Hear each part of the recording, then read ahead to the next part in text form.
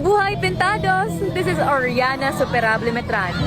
Welcome to our place, where culture isn't just remembered, it's alive in every smile, every story, and every step we take.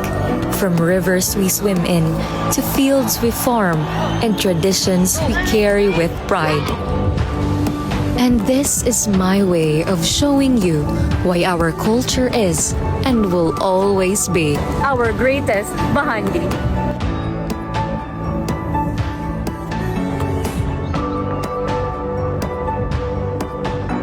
For me, Pastrana is very welcome.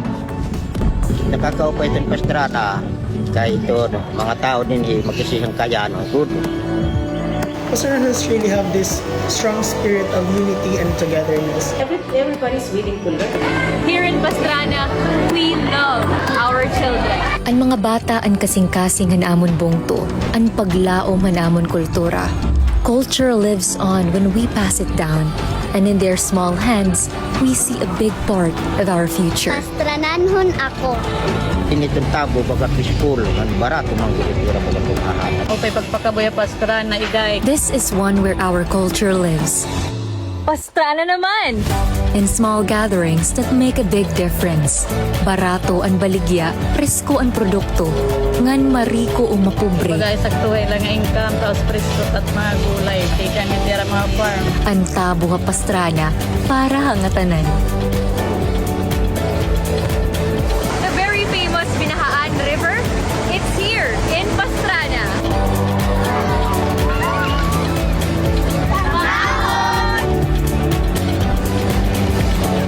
Ito nga tag-edad, mga kapag pala hindi nga, damot tao ka ni Pangarigo. Ano na nito ka? Nagbisan din, kaya nga may karimutan. Iskon ko ka ng kung tao ko.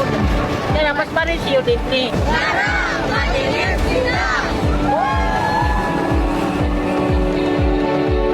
Labawhan ka upay, kinbubuhi ini ang kadamanhan Pastrana.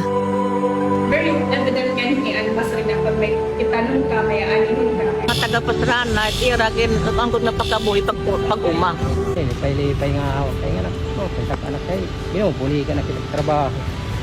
We aim that these children can carry both wisdom from the soil and knowledge from the classroom. From then on, farming becomes more than survival.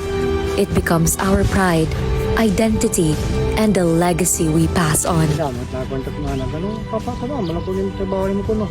Yan ba, iday kaya ako malatak baga, inmatan niya na kitong trabaho.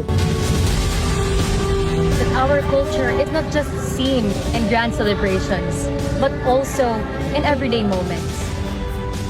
I suppose pamagbagan because as the main livelihood of the Pastrananos before were Apapa. Known as the land of fairies, in ating taon. May nakita mga folklores, mga maghusay kita mga taga-Pastrana. Pamagbagan is not just a word that would tell people who are working in the farm. No, it's not. It is closely related to making profit out of Apapa.